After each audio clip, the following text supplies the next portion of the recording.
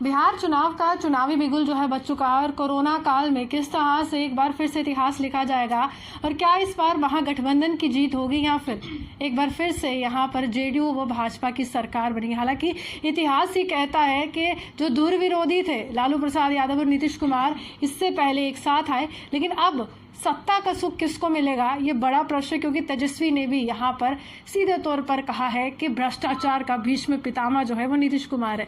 लेकिन अभी अगर मैं कहूँ तो हमारे साथ किस तरह से राजनीतिक समीकरण बदलते हैं और बेबाकी से अपनी राय रखती हैं, और हमारे साथ एक नेता भी मौजूद है, पॉलिटिकल एनालिस्ट भी हम इनको कहेंगे, क्योंकि ज़्यादातर भविष्यवाणियाँ इनकी सच्ची होती है। तो अदिति जी मेरे साथ है, क्या लगता क्या है कि बिहार का चुनाव किस तरह से राजनीति का अस्तित्व बदलेगा?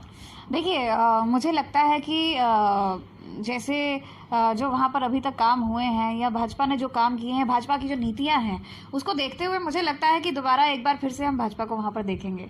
और रही बात जो अपोजिशन जो भी अभी मैं अगर बाकियों की बात करूं तो उनकी जो असलियत है वो कई सालों से लोगों के सामने आ चुकी है, उन्हें लोग जान चुके हैं। तो अब ऐसा नहीं है कि 5 साल में उन लोगों को वो भूल गए, उनके पिछले जो कर्म हैं उनको भूल गए हैं। लेकिन एक बड़ा सवाल ये है कि तेजस्वी यादव हालांकि बहुत ज़्यादा छाँव में रहे हैं अपने पिता की, कि जब वो जेल में नहीं गए थे तो वो एक छाँव पिता की थी और राजनीतिक किस तरह से समीकरण बदलेंगे सब समझाया था लालू प्रसाद यादव। लेकिन बड़ा सवाल ये लगता है कि यहाँ पर बेरोजगारी का जो मुद्दा उन्होंने बुनाया है काफ़ी युवाओं का साथ मिला है, क्या ये आपकी हार मान सकते हैं कि बेरोजगारी के मुद्दे पर आपको हार का सामना करना पड़े? देखिए, बेरोजगारी की बात जहाँ तक है तो मैं मानती हूँ कि पूरे हिंदुस्तान में इस वक्त आज की डेट में हिंदुस्तान, जम्मू कश्मीर, हर जगह बेरोजगारी एक मुद्दा है, ज़रूर है। और उसकी वजह एक अभी अगर हम जो देख रहे हैं वो है कोरोना की वजह से।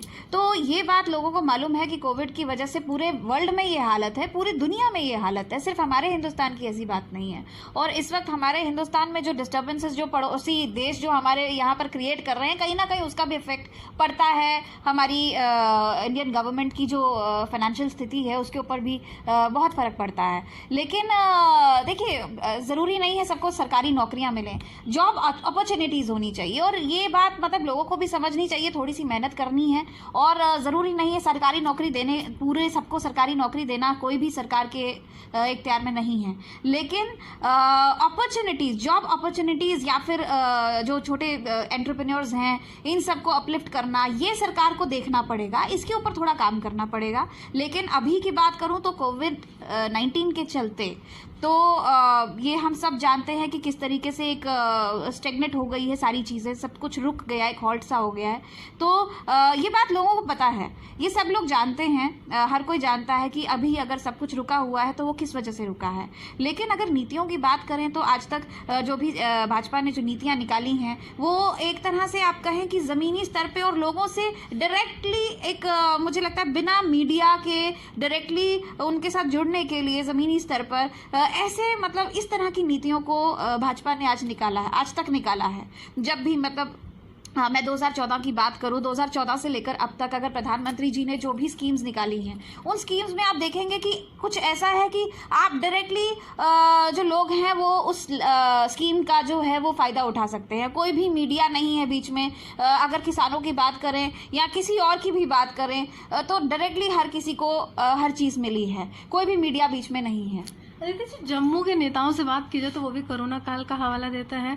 अब आप बिहार की राजनीति में कोरोना लेकर आए हैं, लेकिन इससे पहले क्या 5 साल की जो सरकार थी उस पर कटाक्ष क्या है? स्पष्ट प्रश्न है कि तेजस्वी ने यहाँ पर कहा है कि अब नया बिहार होगा और नई बिहार की राजनीति होगी।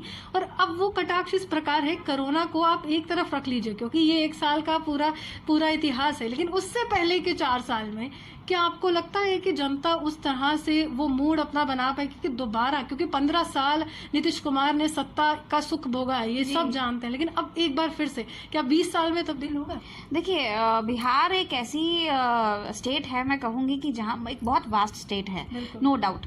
और वहाँ पर मतलब सबको साथ लेकर चलना भी एक बहुत मुश्किल काम है। और वहाँ की जो राजनीति है, आप देख सकते हैं कि जो वहाँ की ऑपोजिशन है वो मतलब किस तरीके से मतलब you can understand and everyone can understand कि वो लोग किस मुद्दे को लेकर चलते हैं। बस मतलब उनका एक धर्म है खाली ऑपोजिशन करना।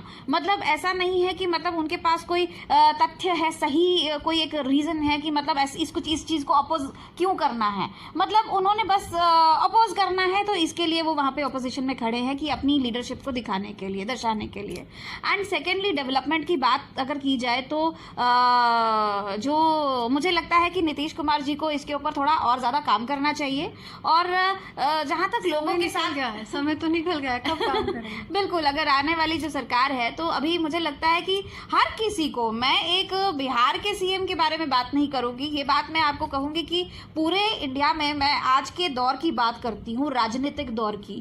तो ये दौर जो है वो एक बदल चुका है। पहले वाली राजनीति अलग थी, अब ये 4G 5G का ज़माना है, पता नहीं कौन से आगे जी जाने वाला है।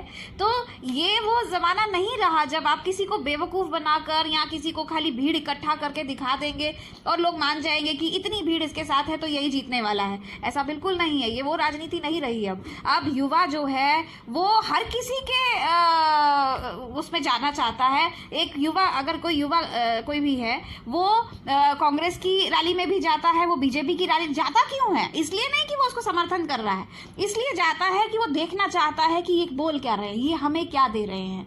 ये पिछली बातें हम अब आज भी आप देख सकते हैं, कई नेता ऐसे हैं जब स्टेज पर खड़े होते हैं तो पिछले कई सालों की बातें करते हैं कि इतने सालों में उसने ये नहीं किया, उसने वो नहीं किया। कोई भी यूथ आज की डेट में ये देखने में ये इंटरेस्टेड नहीं है, ये सुनने में। वो इस चीज़ में इंटरेस्टेड है कि आप आज की बात बताइए, आप क्या करेंगे हमारे लिए। वो आज को देखना चाहता है, वो आने वाले कल की बात करता है कि हमें रोजगार चाहिए, हमारे लिए ये चाहिए, हमने पढ़ाई की है, हमारे लिए क्या होगा। तो कहीं ना कहीं मुझे एक और बात लगती है कि जो पुराने वाले जो राजनीतिज्ञ हैं, जो पुराने वाले जो पॉलिटिशियंस हैं, उनको भी बदलना चाहिए। अब उनको भी चेंज करना चाहिए। एक ही मैं कहूँगी कि एक ही पॉलिटिशियन को बार बार कुर्सी नहीं दी जानी चाहिए। लीग में खड़े बार बार होने का मौका नहीं देना चाहिए। बिल्कुल, बार बार कुर्सी नहीं दी जानी चाहिए। एक ही वही मंत्री आप हर बार देखते हैं, वही पॉलिटिशियंस आप हर बार देखते हैं, ऐसा नहीं है। कुछ विजनरीज लोग जो आगे, जो यूथ है उसको आगे आना चाहिए और आइडियाज़ बदलने चाहिए। और जब भी कोई भी पार्टी हो, जब आप आगे किसी को मैंडेट देते हैं या किसी को आगे किसी को रखते हैं रिप्रेजेंटेटिव कहीं का, तो ये ज़रूर देखें कि अब बदलाव, हर बार बदलाव की बात करें। हर बार ये सोचें कि कोई नया आएगा तो कुछ नए आइडियाज़ लेकर आएगा। जो भी कई लोग हैं, आप देखिए 100 लोग हैं, 100 के 100 अलग अलग आइडियाज़ रखते हैं, लेकिन हम एक ही चीज़ को कई सालों तक चलाते रहेंगे, मतलब डेकेड्स चले जाएंगे और सिर्फ वहीं तक सीमित रह जाएंगे, तो उस देश का विकास कैसे होगा। तो ये एक तरीका, ये भी एक मुझे लगता है कि मैं किसी भी सरकार, किसी भी पार्टी की बात करूंगी, हर एक पार्टी में होना चाहिए ये।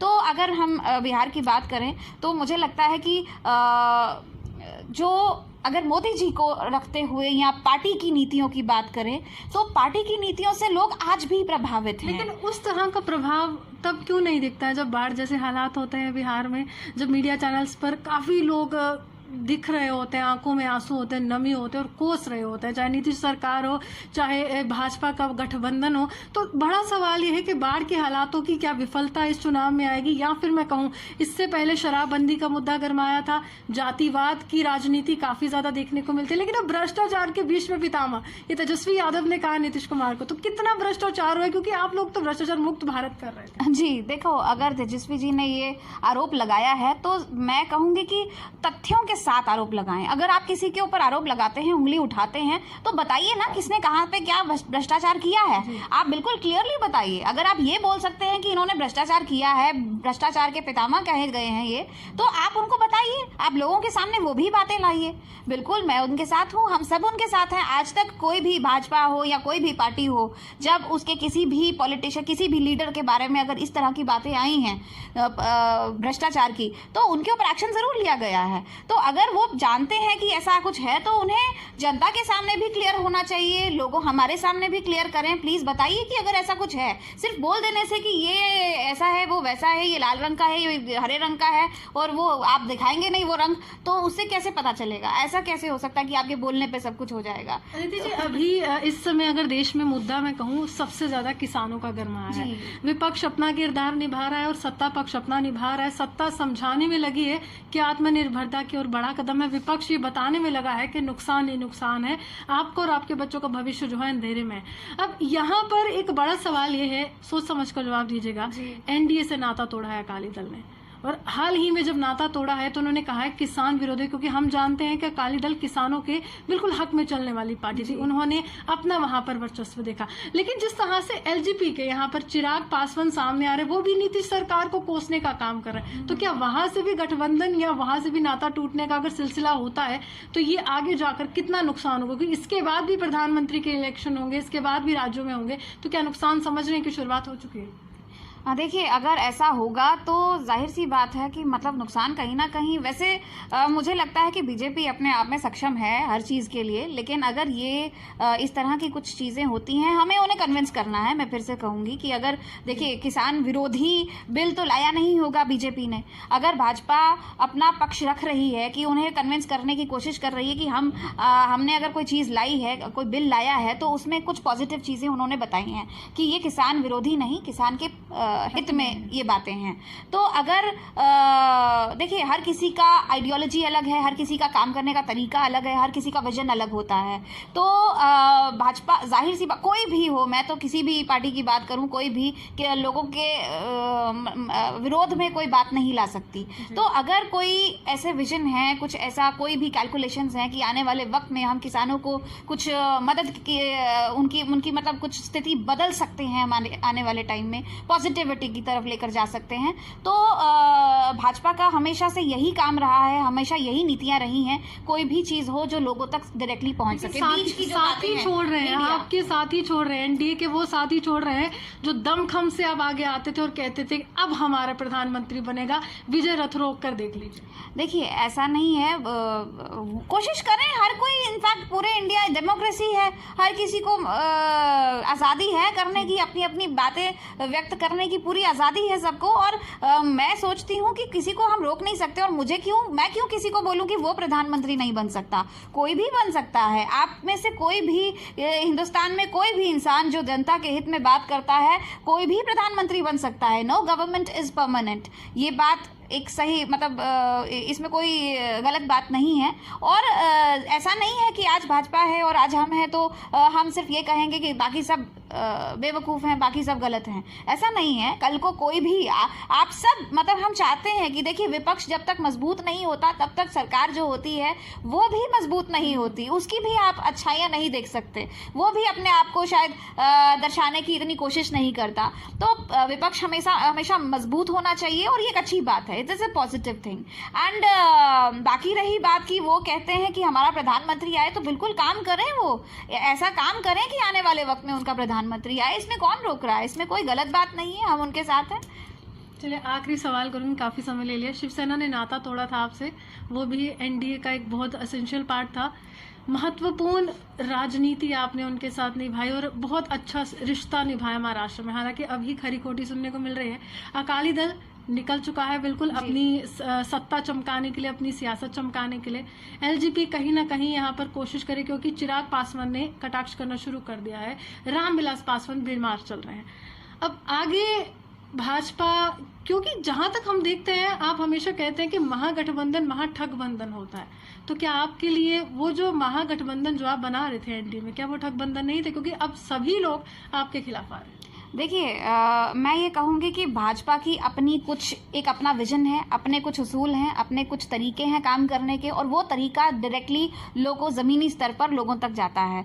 अगर इसके खिलाफ कोई भी बात करता है, या तो मतलब भाजपा किसी की भी वजह से, किसी भी गठबंधन की वजह से अपना ट्रैक नहीं चेंज करेगी। और इसका उदाहरण यही है कि शिवसेना ने आज विरोध में खड़ी है, आज सारे विरोध में खड़े हैं। तो अगर अकाली दल आप साथ छोड़कर जा रहे हैं, तो ये इसी की एक वजह है, यही एक इसका उदाहरण है कि मतलब आप देख सकते हैं कि जो भाजपा की अपनी नीतियां हैं, भाजपा उसके साथ कॉम्प्रोमाइज़ नहीं करेगी।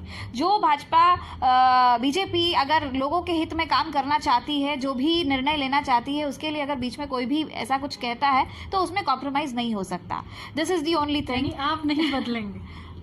देखिए, बदलना तब होता है जब आप गलत हैं, जब आप कहीं गलत हैं, और अगर जो ऑपोजिशन में है या जिन्होंने साथ छोड़ा है वो कन्विंस करें ना इन्हें कि आप गलत हैं, कि भाजपा गलत है। अगर भाजपा गलत होती है, कोई कन्विंस कर सकता है, तो भाजपा क्यों नहीं अपनी नीतियां बदलेगी? ऐसा नहीं हुआ है कि भाजपा ने आज तक अपनी कोई भी डिसीजन बदले नहीं हैं, कई डिसीजंस बदले हैं, लेकिन उसके लिए आपको बताना पड़ेगा, आप कन्विंस कीजिए ना, आप अपनी अपनी बात रखिए, आप अपना पक्ष मजबूत कीजिए। अगर आपका पक्ष मजबूत है तो क्यों नहीं कोई बदलेगा, ज़रूर बदलेगा। लेकिन जब तक हम जानते हैं कि हमारी देश के हित के लिए, ज़मीनी स्तर के लोगों के हित के लिए अगर हम काम कर रहे हैं तो भाजपा को बदलने की ज़रूरत नहीं है, अपनी कोई भी नीति बदलने की ज़रूरत नहीं, इसके लिए किसी के साथ कॉम्प्रोमाइज़ करने की ज़रूरत नहीं। चलिए शुक्रिया। साफ तौर पर अब ये किस तरह की सत्ता और किसके हाथ में होगी ये तो आने वाला वक्त बताएगा, लेकिन सबको नवंबर के महीने का इंतजार है जब परिणाम सबके समक्ष होंगे। और बड़ा सवाल ये है कि क्या ममता बनर्जी की सियासत को भी बिहार चुनाव हिलाने में सक्षम होगा, क्योंकि इसके बाद बिहार के बाद सीधे तौर पर बंगाल के चुनाव आ रहे हैं जिसमें ममता बनर्जी दमखम के साथ मुख्यमंत्री की कुर्सी पर हर बार काबिज होती है और हर बार विपक्ष के तौर पर, क्योंकि जहां तक भी हम देखते हैं महागठबंधन का निर्माण ही उन्होंने किया था, क्या उनकी कुर्सी भी हिलेगी इस चुनाव के बाद, बड़ा प्रश्न है। इसी के साथ जर्नलिस्ट पारस के साथ मैं रूहानी आपसे विदा लेती हूं। नमस्कार।